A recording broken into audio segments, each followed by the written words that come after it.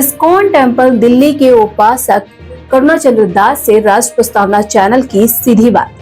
सांसारिक जीवन में आध्यात्मिक जीवन का क्या महत्व होता है, आज इस पर बात करेंगे। इस्कॉन टेम्पल के जो पुजारी जो इस वक्त दिल्ली में सेवाएं दे रहे हैं, करुणाचंद्र दास, जिनसे बात की है राष्ट्र प्रस्तावना के संपादक संजीव श्रीवास्तव ने। आइए देखते हैं इस्कॉन टेम्पल के पुजारी से राष्ट्र प्रस्तावना चैनल की बातचीत के कुछ अंश। नमस्कार, आप देख रहे हैं राष्ट्रीय प्रस्तावना। मैं हूं संजीव श्रीवास्तव। आज मैं आपको ऐसी शख्सियत से मिलाने जा रहा हूं जिसको पूरे संसार में सब लोग जानते तो हैं, लेकिन शायद पहचानते नहीं, और पहचानते भी हैं तो उसके वास्तविक स्वरूप को नहीं जानते होंगे तो जानेंगे। इस्कॉन टेम्पल के नाम से तो आप लोग परिचित होंगे ही। उसके मुख्य पुजारी दिल्ली से आए हैं, मैं उनसे आपको रूबरू कराता हूँ। महाराज जी, राष्ट्रीय प्रस्तावना चैनल में आपका बहुत बहुत स्वागत है। नमस्कार संजीव जी, बहुत बहुत धन्यवाद आपके स्वागत के लिए। आपकी लखनऊ यात्रा का कारण? लखनऊ में हमारा आ जाना हुआ, इसके पीछे उद्देश्य था कि हम लोग यहाँ के जो स्टेट के मिनिस्टर ऑफ एजुकेशन हैं उनसे हमारी भेंट थी। हम चाहते थे कि पूरे लखनऊ के अलावा पूरे जो उत्तर प्रदेश के बच्चे हैं वो आध्यात्मिक और मूल्य शिक्षा से जुड़े, उस उद्देश्य से हमारी भेंट थी। मूल शिक्षा, आध्यात्मिकता से जुड़े, ये आपका लक्ष्य है, और उसी लक्ष्य में आप उत्तर प्रदेश सरकार के शिक्षा मंत्री से मिलने आए हैं। ये तो आपके आने का कारण हो गया जी। अग्रिम कार्यक्रम क्या है आपका? बस ये कार्यक्रम पूरा करके अयोध्या भगवान की नगरी पास में ही है। मन में बड़ी इच्छा थी कि प्रभु श्री राम जी के दर्शन हो सके, तो इसके बाद फिर भगवान के दर्शन करने के आकांक्षा था, तो उसके लिए आगे बढ़ेंगे।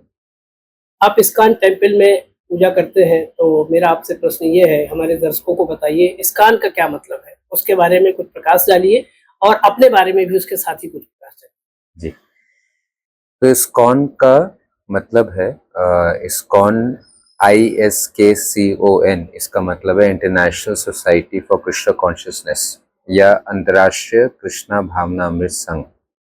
ये शीला प्रभुपाद, जो कि एक बहुत बड़े सन्यासी थे, एक महान भक्त भगवान के महात्मा थे, उन्होंने 1967 में इसकी शुरुआत की पाश्चात्य जगत में।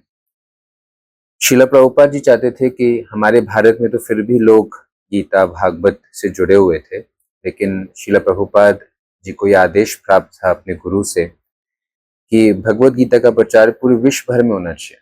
भगवान गीता में कहते हैं कि ममे वंश जीव लोके जीव भूता सनातना मनष्ठानी इंद्रियाणी प्रकृति स्थानी कर्षति। गीता के 15 अध्याय में भगवान कहते हैं संसार के सारे जीव मेरे अंश हैं, और भगवान की शिक्षा हर जीव के लिए। तो शीला प्रभुपाद जी देखते थे ऐसे बहुत सारे राष्ट्र हैं पूरी दुनिया भर में जो कि गीता के ज्ञान से वंचित है। शीला प्रभुपाद जी ने एक बहुत बड़ा जोखम उठाया, और वो पाश्चात्य जगत में जाके गीता का प्रचार करके लोगों को भगवान से जोड़ के असली सुख का जो मार्ग है वो उन्होंने दिखलाया। तो इस्कॉन का उद्देश्य ये है कि हम भगवान की शिक्षा से जोड़कर जीवन जीने का एक सही मार्गदर्शन प्राप्त करें। शिला प्रभुपाद जी कहते थे जैसे अगर हम कोई भी यंत्र खरीदते हैं तो उसके साथ हमें एक मैनुअल मिलती है, किताब मिलती है, कैसे यंत्र का सही उपयोग किया जाए। तो भगवान ने पूरी मानवता के लिए कुरुक्षेत्र की रणभूमि में अर्जुन के माध्यम से एक ऐसा ग्रंथ दिया जो कि सभी वैदिक शास्त्रों का निष्कर्ष है। वैदिक शास्त्र तो असंख्य श्लोक है, लेकिन गीता के सिर्फ 700 श्लोकों में भगवान ने जीवन का एक ऐसा हमें संपत्ति प्राप्त की जिसको हम जानकर सीखकर अपने जीवन के हर परिस्थिति में एक सुखद जीवन जी सकते हैं। तो वो एक बहुत बड़ा योगदान प्रभुपाद जी ने किया। आप इस युवावस्था में आपने ये मार्ग अपनाया है, इसके पीछे कुछ रहस्य बताएंगे? मैं धन्यवाद देना चाहता हूँ कि आपने प्रश्न पूछा। मैं अपने जीवन की गाथा से बताना चाहता हूँ कि ये जो प्रभुपाद जी का ये मुहिम था, ये मैंने अपने जीवन में इसका एक बहुत बड़ा हाथ देखा। भगवान की बड़ी विशेष कृपा थी। मेरा जन्म एक दिल्ली की बहुत ही संपन्न परिवार में हुआ। मेरे पिताजी का विंटेज बाइक्स का काम है। वो दुनिया में जो पुरानी क्लासिकल बाइक्स हैं उनके पार्ट्स बनाते हैं। तो बहुत ही धनाढ्य परिवार में मेरा जन्म हुआ। भगवान की कृपा से मुझे बहुत ही एक सुंदर लग्जरियस लाइफ जीने का अवसर था आपके जी, पास। मेरे माता पिता ने का बहुत प्रेम प्राप्त हुआ। भगवान ने मुझे एक बहुत अच्छा शिक्षा भी प्राप्त करने का मौका दिया। मैंने अपने मैकेनिकल इंजीनियरिंग की।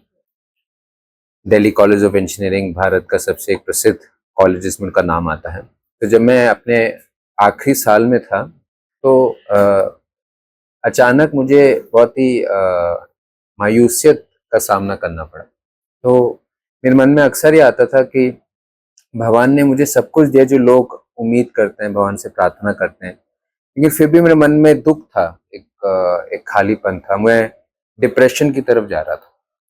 तो उसी समय क्या हुआ, हमारे कॉलेज में गीता के ऊपर एक प्रवचन हुआ, गीता के ऊपर एक टॉक हुआ जिसका नाम था आर्ट ऑफ माइंड कंट्रोल। भगवान श्री कृष्ण ने भगवत गीता में पूरा एक अध्याय मन के ऊपर दिया है, छठा अध्याय ध्यान योग के ऊपर दिया है। तो जब मैंने पहली बार गीता में से मन के विज्ञान को सुना तो मुझे लगा कि इतना बड़ा विज्ञान इतने हजारों साल पहले भगवान दे चुके थे, मुझे इसका आभास नहीं था। तो मेरी बहुत रुचि गीता में पैदा हो गई और इस्कॉन के भक्तों के माध्यम से मुझे जब गीता पढ़ने में आया और मैंने गीता अपने जीवन में अपनाना शुरू किया और भक्ति का मार्ग स्वीकार किया तो मुझे अपने जीवन में बहुत बड़े परिवर्तन महसूस हुआ। मुझे बहुत राहत मिली।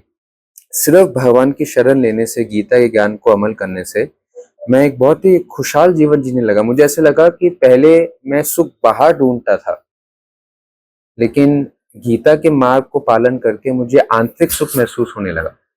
श्रील प्रभुपाद जी कहते हैं कि भौतिकवादी व्यक्ति जो है वो सुख इंद्रियों के माध्यम से बाहर तलाश करता है, लेकिन एक आध्यात्मिकवादी भगवान से जुड़कर जो है वो आंतरिक संतुष्टि प्राप्त करता है। तो मुझे वो उसका आभास हुआ, मुझे महसूस हुआ जैसे भूखे व्यक्ति को अगर भोजन प्राप्त हो जाए, किसी को बोलना नहीं पड़ता है कि भोजन प्राप्त करके उसकी भूख मिट गई। तो मुझे लग रहा था कि मेरी जो भूख है वो मिट रही है, एहसास हुआ। तो मुझे ऐसा लगा कि अगर मैंने इस मार्ग में कुछ कदम ही उठाए हैं तो मुझे एक इतनी सुखद अवस्था की अनुभूति हो रही है, तो मुझे इस मार्ग में आगे भी बढ़ना चाहिए। और अगर ये मार्ग मुझ जैसे ना जाने ऐसे कितने युवक होंगे पूरी दुनिया भर में जिनको शायद इस मार्ग की आवश्यकता हो, अगर मैं किसी एक व्यक्ति के भी सेवा में उपयोग हो पाया, उसकी भी मदद कर पाया, उसको भी मैं एक सुखद जीवन सिखा पाया गीता के मार्ग से जैसे मैंने सीखा, मुझे लगेगा कि मैंने अपना जीवन सार्थक किया। तो फिर मैंने अपने माता पिता से आगे लेकर जो है वो एक ऐसा मार्ग चुना जिसमें मैंने सोचा कि मैं पूरा जीवन गीता को अपने जीवन में अभ्यास करना चाहूँगा और गीता का ही ज्ञान दूसरों तक पहुँचाना चाहूँगा। तो मैं कॉलेज पूरा करके मैंने अपनी इंजीनियरिंग की पढ़ाई पूरी की, कुछ साल काम किया, फिर मुझे लगा कि ये काम तो है, इंजीनियर्स तो बहुत है दुनिया में और पैसे कमाने तो लोग अपने लिए पैसे कमाते ही हैं, लेकिन ऐसे लोग बहुत कम है जो लोगों को वास्तविक खुशी दे सकते हैं। तो बस मैंने सोचा कि मैं इस तरफ असली रास्ते की ओर आप चल पड़े। तो प्रभु की बड़ी कृपा थी, तो बस भगवान मुझे अपने शरण में लिए हुए हैं। आपने सुना महाराज जी ने जो मानव होने का जो परम लक्ष्य है कैसे पाया और उस ओर अग्रसर भी हो गए, अपने आप को समाहित करके और उसके बाद समाज के लिए आगे बढ़े हैं। इस्कॉन टेम्पल से आपका कैसे जुड़ा हुआ? तो इस्कॉन का मैं बहुत आभारी हूँ, क्योंकि इस्कॉन के माध्यम से ही मुझे गीता पढ़ने में आई। इस्कॉन संस्था तो है, लेकिन इस्कॉन संस्था का कोई अपना मार्ग नहीं। इस्कॉन संस्था तो जो गीता भगवान का मार्ग है वो ही सिखाती है। हाँ, मार्ग को सिखाने के लिए एक प्रबंध के लिए एक संस्था की आवश्यकता होती है, लेकिन इस्कॉन का कोई अपना सिद्धांत नहीं है। इस्कॉन का सिद्धांत गीता और भागवत का ही सिद्धांत है। तो इस्कॉन का मैं श्रील प्रभुपाद, इस्कॉन के भक्तों का मैं बहुत आभारी हूँ। उन्होंने मुझे असली जीवन जीने का राह सिखाया, मुझे जीवन जीना सिखाया। हालांकि मतलब मैं जब छोटा था दुनिया के लगभग सारे देश देख लिए थे और मतलब जो भी एक बच्चे की उम्मीद होती है, आशा होती है, मेरे माता पिता के माध्यम से मुझे सब कुछ प्राप्त हुआ। लेकिन मुझे लगा कि मैंने फिर भी जीवन जीना सीखा नहीं। लेकिन जब मैंने गीता पढ़ी, इस्कॉन के भक्तों से श्रील प्रभुपाद जी की टीका को पढ़ा, तो मुझे लगा कि मुझे असली जीवन अब प्राप्त हुआ है। जीवन का मुझे दिशा दिखाई दी, जीवन का मुझे गंतव्य समझ में आया, मुझे समझ में आया मनुष्य जीवन का एक लक्ष्य है। पहले नहीं पता था कि कोई भौतिक लक्ष्य के अलावा भी कोई लक्ष्य है। तो लेकिन गीता पढ़ के समझ में आया, हाँ जीवन जीना है तो पैसे चाहिए, घर चाहिए, गाड़ी चाहिए, परिवार चाहिए, वो तो जरूरी है। साधन है, साध्य नहीं हो सकता। हाँ हाँ, इस जीवन जीने के साधन है, लेकिन जीवन का साध्य अलग है। जब जीवन का साध्य मिला तो लगा कि हाँ अब आपको साधन भी मिला और साध्य भी मिला जी, इसके लिए आप भाग्यशाली हैं। जी, जी, आप किस नाम से मतलब संसार में जाने जाते हैं अपना भी थोड़ा? तो मेरा जो लीगल नेम है वो करण कोहली है, लेकिन जब हम आध्यात्मिक जीवन में आते हैं तो गुरु क्या करते हैं, हमें नाम भगवान के नाम से देते हैं, ताकि अगर कोई भी हमारा नाम भी पुकारे तो उसके मुख से भगवान का नाम उच्चारण। तो मेरा नाम आध्यात्मिक नाम पड़ा करुणा चंद्र दास। करुणा चंद्र दास। अब मैं किसी को नाम लेता हूँ तो समझता है कि मैं बंगाली हूँ, क्योंकि दास बंगाली भक्तों का होता है, लेकिन इसका असली मतलब ये है, करुणा चंद्र मतलब भगवान जो है वो कृपा के चंद्रमा के समान है, और दास मतलब उनका सेवक।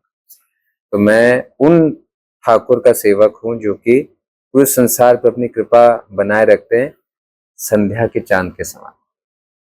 बहुत बहुत धन्यवाद स्वामी जी। धन्यवाद। तो ये थे करुणा चंद्र दास जी। आपने इनके वक्तव्य को सुना और मुझे लगा कि अब कुछ बाकी नहीं रखा महाराज जी ने। एक पूर्ण मानव होने के लिए क्या चाहिए संसार में, सारी चीजों पे आपने संक्षिप्त में और बहुत बड़ा आध्यात्मिक प्रकाश डाला है। आपका बहुत बहुत धन्यवाद। बहुत बहुत धन्यवाद संजीव जी, आपका बहुत बहुत जय श्री कृष्ण। जय श्री कृष्ण।